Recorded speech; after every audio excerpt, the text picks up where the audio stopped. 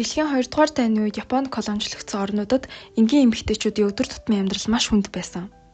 Юуны түрүүнд Японы цэргүүд хот тосгоноор байнга эргүүлдэ явж шөнөөр гарах хоорой тогтоон айлуудыг шалгадаг байсан нь эмэгтэйчүүд өдөр тутамдаа болгоомжтой хянуур амьдрах шаардлагатай болгосон. Хоёрдугаарт олон эмэгтэйг албатан ажилд ажиллаж, ойдлын үйлдвэр агуулгах барилгын ажил сэрэгт өдөрт 10-аас 12 цаг ажиллуулж, цалин өгдөгч маш бага, заримдаа бүр өгдөггүй байв. Хүнд хөдөлмөр хяналт, зэмлэл нь тэдний бие сэтгэлийг ихээхэн төлөвлөдөг байсан. Амьдралыг хүндрүүлсэн нэг зүйл нь хүнсний хомсдол байв. Өдөрт багахан будаа төмс бууртгийн орлуулагч иддэг.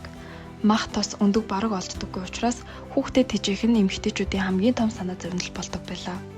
Соёлын үед Япон хэл албан ёсны хэл болж, усамжлалт, баяр ёслол, үндэсний хувцас, соёлын илэрхийллийг хянах, хориглох явдал нь ихээхэн гарсан. Эцэст нь эрчүүд дайнд явсан учраас гэрийн ажил, хүүхдийн асаргаа, түлш, хоол, газар тариалан эмэгтэйчүүд дангаараа нугалдаг болсон. Гэхдээ энэ бүхний дундаас хамгийн харанхуй хүний эрхийн ноцтой зөрчлийн нэг нь comfort woman буюу олон мянган охидыг тайд оруулах эмэгтэй болгон албатан авч явсан аимшигтэй явдал юм.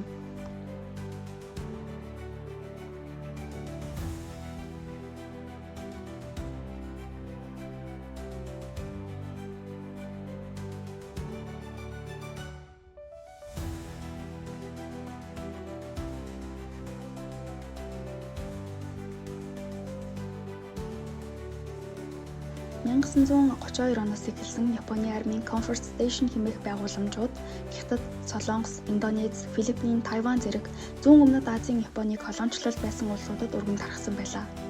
Эдгээр байгууламжуудад 13-аас 24 насны олон мянган охид эмэгтэйчүүдийг хүчээр айлган сөвтүүлж, ажилуулан сургана хэмээн хууран авч ирж бэлгийн боолчлолд албадан оруулдаг байв. Энэ боолчлолд ойролцоогоор 50,000-аас 200,000 гаруй охид эмэгтэйчүүдийг хорж байлгаж байсан бол түүний дийлэнх буюу 70 орчим хувь нь Солонгос, үлдсэн нь Хятад, Филиппин, Индонез, Тайван гаралтай эмэгтэйчүүд байсан гэсэн тооцоо байна. Цаашлаад зарим нутгийн цагдаа зуучлагчид Японы аримтай хувиралдаж охидыг мөнгөөр зарсан гэсэн баримтч байна. Охидыг өдөрт 10-аас 30 цэрэг, зарим үед 50 хүртэлх цэрэгт үйлчилгээг тулгадаг байсан ба энэхүү зурагтаа харагдаж байгаа шиг жижиг өрөөнд тусгаарлаж яргалуулдаг байж.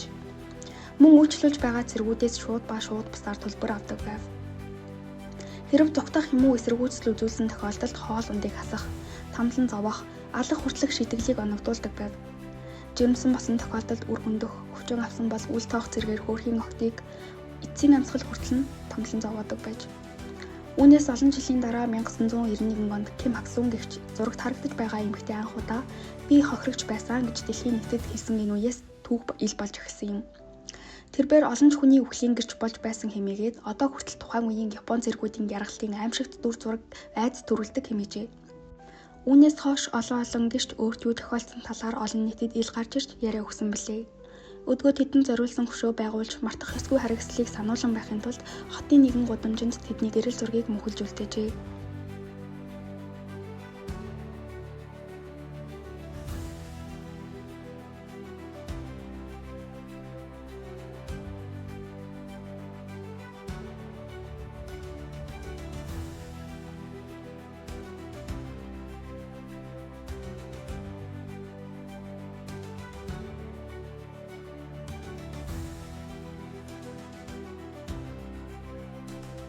Хоёрдугаар зууны их үеийн Япон улс зүүн Азид нөлөөгөд ихэхдээ Солонгос, Тайван, Манжуур зэрэг бүс нутгийг колоничлон захирсан бөгөөд энэ үйл явц нь Япон эмэгтэйчүүдийн хямрал, нийгмийн байр суурьнд онцгой нөлөө үзүүлжээ. Тухайн үеийн Япон нийгэмд сайн эхнэр, сайн эх гэсэн үзэл ноёрхож, эмэгтэйчүүдийн үндсэн үеийг гэрийн ажил, хүүхд өсгөх, гэр бүлтэй дуулууртай байх хэмээн тодорхойлж байсан колони амьдарч буй эмэгтэйчүүдэд ижил хамааралтай байв. Колониуд төсөөлсөн Япон гэр бүлүүдийн хувьд эмэгтэйчүүдийг Япон соёлыг загвар болгон харуулах үүрэгтэй гэж үздэг байсан бөгөөд тэд нутгийн ихтэй бага харилцаж Япон юмыг хадгалсан хаалттай орчин амьдардаг байв. Гэвч тэдний амьдрал харагдахаас илүү дарамттай байсан бөгөөд шинэ газар нутагт тасан зохицох, нийгмийн хүлээлтийн нийцэх, гэр бүлийн хамгаалалтыг олон бэрхшээлтэй болгожээ. Ажлын талбарын хувьд Япон эмэгтэйчүүдийн оролцоо хязгаарлагдмал байв. Зарим багш, зорилгоч, бичээс баг заландаа ажил хийж байсан ч их эмэгтэйчүүд гэртээ үлдэх үүрэгтэй байсан. Харин дэлхийн 2 дугаар дайны үед эрчүүд фронтод нарснаар эмэгтэйчүүдийн үйлдвэр, төмөр зам, цэгийн үйлдвэрлэлд ажиллаж илүү хөдөлмөр эрхлэлд хүргэсэн байна. Японд төрийн сурчлага болгоод эмэгтэйчүүдийг эх орондоо үнэмш хүүхдүүдийг хамгаалах чих байдлыг өргөжлөн колоничлын болгыг зөвтгөхөд ашиглаж байв.